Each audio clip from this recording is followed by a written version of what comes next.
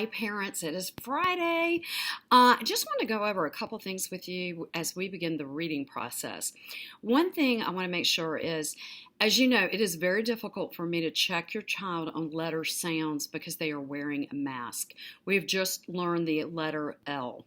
So I'm going to tell you something about L that I'm going to tell you, and I want you to kind of put in the back of your mind and not push too forward with your child, just so that you will understand.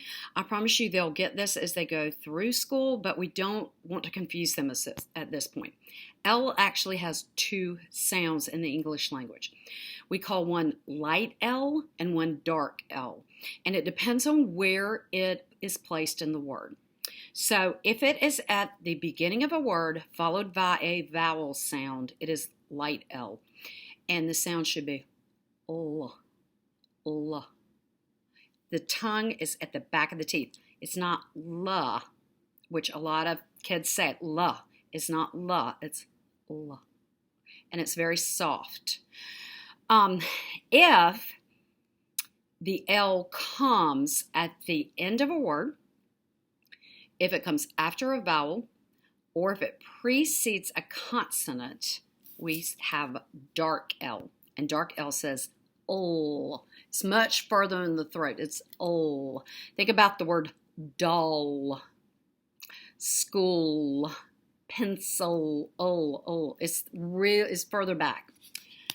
With this one, we have lemon, log. The tongue still goes behind the teeth.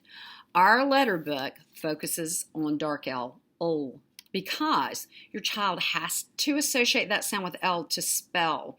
Most kids will automatically pick up that beginning L sound in the words like lemon and like. However, they will struggle if you don't associate that L sound with L when they're spelling words like snell, where it comes at the end, or calm, where it comes after a vowel. Or bald, where it comes before a consonant. So it's for spelling purposes and reading purposes that they need to know this. And in our letter book, we're getting ready we will introduce a character whose name is Doll. We will use the word ill, hill, so they've got to be able to have that ill sound where the tongue goes behind the teeth. So you'll check them on that just to make sure.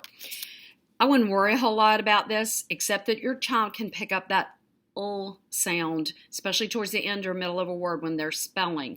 They will get this later on in school. And as a kindergartner, it's very confusing. But I just want to let you know that our letter book focuses on this dark L sound.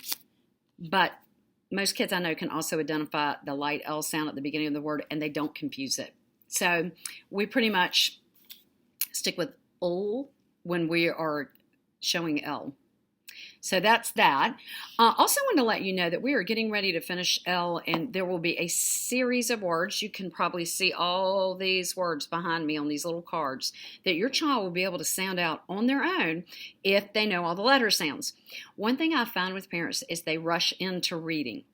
If your child is not able to tap out sounds and blend them quickly, reading is going to be a struggle. And so I don't like to jump that step. This is an important step. So we'll send this list home with you.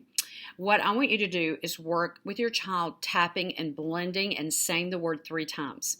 And I want you to create a set of word cards with all the words we send and do that until they can read them with some frequency and with some speed and fluency.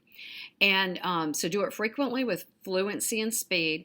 Once they get that down, then they can start to understand the reading process, and it's not as frustrating. The other thing we want them to have in their toolbox are the list of sight words. So I know some of you have started working with those. I highly encourage you to work with those. The more work you do on that end, the easier reading will be for all of us. So that's just a little tidbit this week, but I wanted to go over that L sound with you. Again, English language, there are 2 sounds for L. There's the light sound, L, and then there is the dark sound, L. So they'll know both. Okay, have a great weekend. Thank you.